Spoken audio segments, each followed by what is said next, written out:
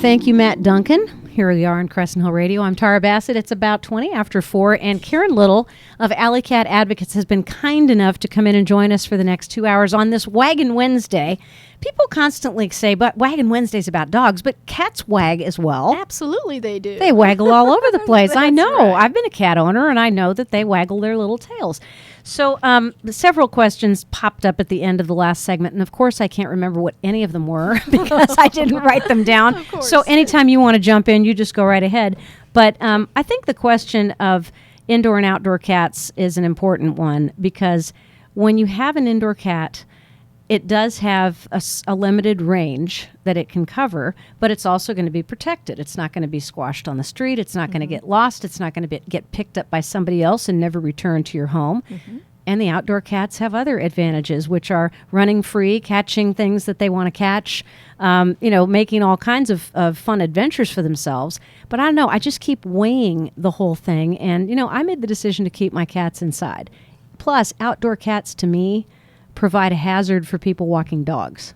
Because when Brady sees a cat, he's 86 pounds of go. Wow. Then we got Wyatt, who's 65 pounds, and Gracie's, who's 20 pounds, and that roughly adds up to 160, 70 pounds of dog. And so when a cat just roams across the street, I have to watch for cats and squirrels all the time. Right. And then I got to leash them up tight. Mm-hmm. And it's still dangerous. Yeah, and I'm glad you brought that up because squirrels also causing the same problem in your situation. Well, yeah, Wyatt is a squirrel hound and Gracie follows. But I can control that because I know they point really quick when they see a squirrel. And Brady's the only one who really likes to go after cats. And I think he thinks it's his own cat. And wondering why it's not at home. Yes, and wondering why. Where did you go? I'm waiting for you to groom me. Yes. Oh, my That's goodness. his process. But That's yeah, funny. so I do think that cats who are left to roam from indoors are a hazard. Well, they certainly have dangers that inside cats don't have. They also have the advantage of if an inside situation goes bad, that they have the opportunity to move somewhere else. Yeah. So having been into homes where hoarding was occurring and finding the feces and the urine and the poor, sad cats that have never seen a better environment, The light of day. you really feel badly for them having been confined. Yeah. So had they been outside cats and the situation turned bad, they would have been able to move down the block or gotten away from the bad situation. So there's good and bad in both. Yeah. And unfortunately, the reality is that there are so many free-roaming cats that we can't make them all inside cats. Yeah, they just join the population. Well, Exactly. the kids down the street, the Wilson kids, who have long been animal care specialists for me, found a cat and immediately took her, because they asked me what to do with this little kitten. And I said, well, the first thing you have to do is get it neutered or spayed, whatever it was. I think it was a female. And then they found another one who was pregnant, but they didn't know it. Oh, goodness. So they had a litter. And of course, with 5 kids, that was just awesome. I mean, that was the best thing ever. And so they had a chance to learn about, caring and taking care of kittens. And then they immediately took the mother and got her spayed. So they didn't have to worry about that again. And they found homes for the kittens, which worked out really well. Excellent. But, if people happen to find a cat who is running free and who appears to be, a cat that has been taken care of, and they don't find its owner, because, we literally have cat and dog pictures on telephone poles all over the place, especially around Crescent Hill where we have a large animal population.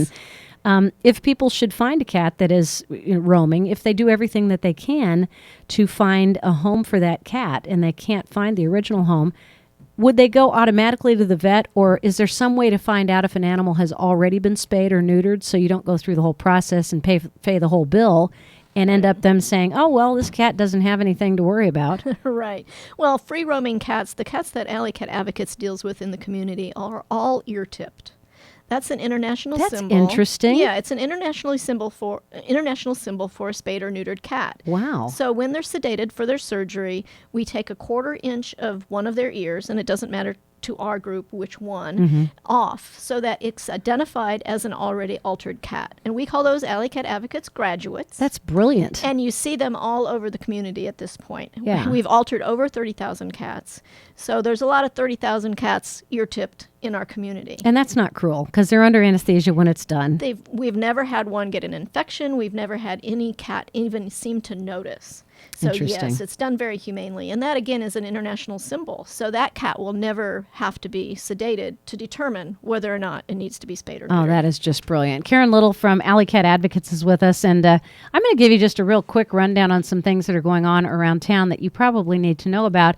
And also, I want you to just be able to take a look at what's happening in the weather right now. See what the cat weather's like outside. See what weather is for roaming cats, all 270,000 of you. Tonight, we will have cats underneath the porches because it's going to rain. 80% chance of that, but the overnight low is only going to be 40. Tomorrow night is a different story. And the next several nights, 29 for the low Thursday, 28 for the low Friday, and just below freezing on Saturday. High temperatures in the 40s throughout the next 3 days, but the good news is mostly sunny skies. That's great. Are cats more affected by what's coming out of the sky or by temperatures? Well, you'd have to ask a cat to be sure. I don't really know. The cats that are outside have a shelter that keeps them from the wind, keeps them from the rain, keeps them from the cold.